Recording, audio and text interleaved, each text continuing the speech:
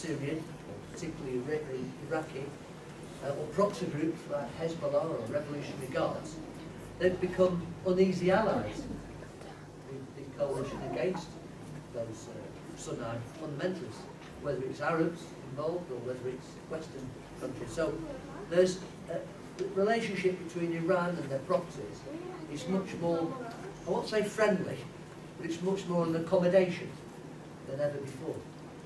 And thirdly, both politically and to a lesser extent strategically, Iran has become an ally much in the same way that Pakistan did when the West was fighting in Afghanistan.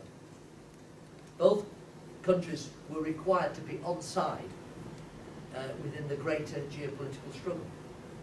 In Pakistan's case, of course, it was the fact that the West needed to use the Afghan border, or Pakistan, to the Afghan border to bring all its supplies of fuel and everything else. And without Pakistan being on side, it would be very, very difficult. It also meant that the Taliban, which is obviously the main force against the Afghan government, the Taliban was supported by IS, the other IS, the Pakistan security services, and it had a lot of sympathy. ISIS, sorry. An awful lot of influence in Pakistan from the Taliban, and of course you've got Taliban groups in Pakistan, homegrown Taliban groups, which also got support from the security services. But like all countries, there's always a dynamic tension. So they could be bought out, and they were bought out. Pakistan received billions and billions of dollars from America to keep them on side and help the West fight in Afghanistan. And of course, it also had a PR blackout of all their internal crimes. So that Pakistan's internal crimes were just invisible, because the West's media was following that agenda. We mustn't upset Pakistan, we need them on side. In my opinion, Iran is going into the same sphere. Sadly, you don't want to hear this, of course, but Iran is moving into that. It's moving into that space that Pakistan perhaps is now vacating, because Pakistan is now becoming to get PR disasters, attacks, not only from India as you might expect, but also now from other regional players. The West perhaps will be loosening now its protection of Pakistan, because we don't need to be in We're not in Afghanistan now in the same way. We don't have masses of troops in Afghanistan. So the West doesn't need Pakistan really anymore, and therefore I think you'll start to see the crimes against the Bloc people in the South and Punjab start to come out. But sadly, Iran is starting to move into that position of being protected maybe by the West and keeping their crimes against the national minorities in Iran silent. And that is a worry. Thus we're seeing that downplaying of Iranian oppression. We're seeing less stories about Iran in a negative light, because they need Iran on side of the nuclear deal. So unfortunately, these geopolitical deals go on all the time.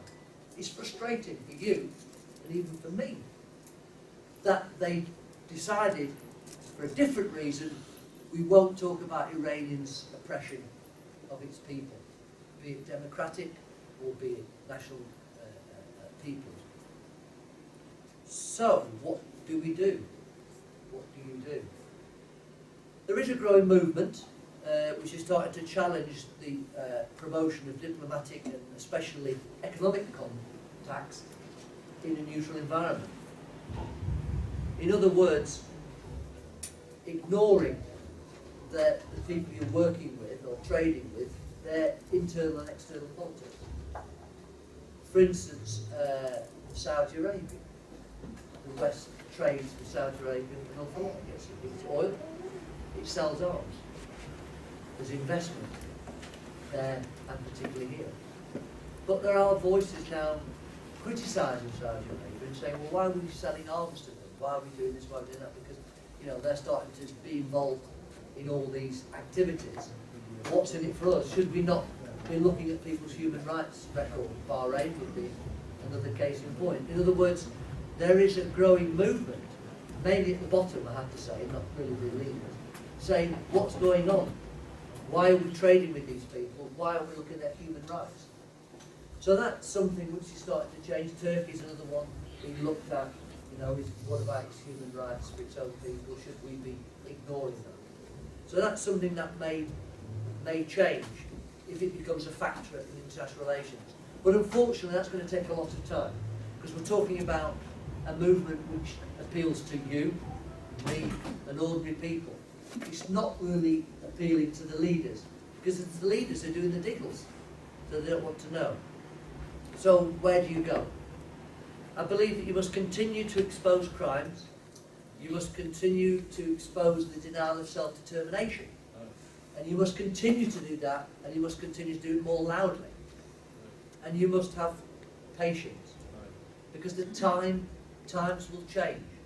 And like Pakistan, who's now becoming more of a pariah, and the Baloch people, for instance, will be able to get benefit from that, I believe that you will move into the same scenario.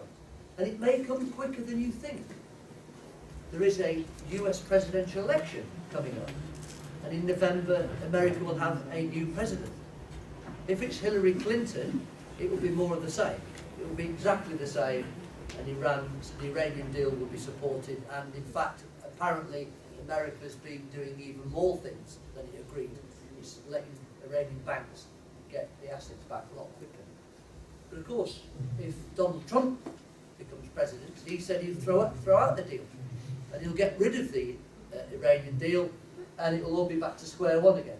So basically, you don't know what the future holds, and the future may be to your benefit as to your detriment. Thank you.